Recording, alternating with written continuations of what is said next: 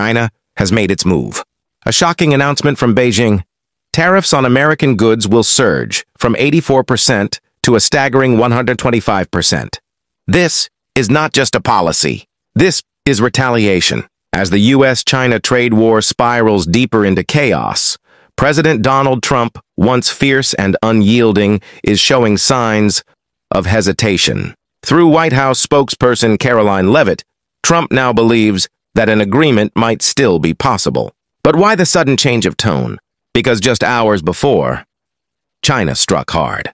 Their economic counterattack sent shockwaves across industries, from electric vehicles to Hollywood blockbusters.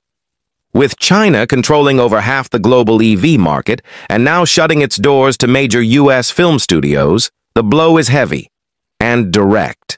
Meanwhile, Europe watches the chaos unfold, but not from the sidelines.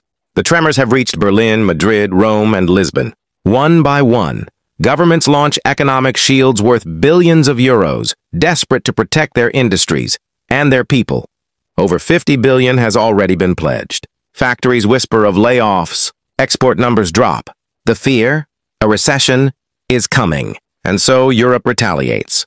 The European Commission now drafts a counterstrike, 25% tariffs on U.S. goods, worth $22.1 billion. Steel, soybeans, tobacco, aluminum. Every target chosen with surgical precision. Though Trump once offered a 90-day window for talks, the damage is already done. Stock markets tremble. Investors panic. But amidst the ashes, a new alliance rises. Europe and China, former rivals, now find common ground. Negotiations begin to lift tariffs on electric vehicles. The EU considers an unprecedented move, setting minimum prices on EV imports to shield its auto industry. This is not just trade. This is survival. European Commission President Ursula von der Leyen says it plainly. To protect jobs and social stability, we must keep markets fair. And so the chessboard shifts. Where once there was tension, now there is opportunity. The U.S. pushed too hard, and Europe is turning east. Yet this war has history. It began in February 2025, when Trump unleashed the first strike, 10% tariffs on Chinese imports. China answered. Coal, LNG, crude oil, agricultural tools, all hit back with new tariffs. Then came March 3rd. Another blow. U.S. tariffs rise to 20%. China doesn't flinch. By the very next day, they respond, targeting wheat, corn, poultry, pork, soy, seafood, even dairy. The escalation is relentless. On April 3rd, Trump raises tariffs again, now to 54%. China?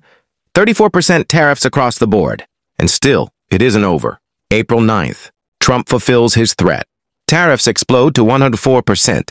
China counters hard. 84% tariffs.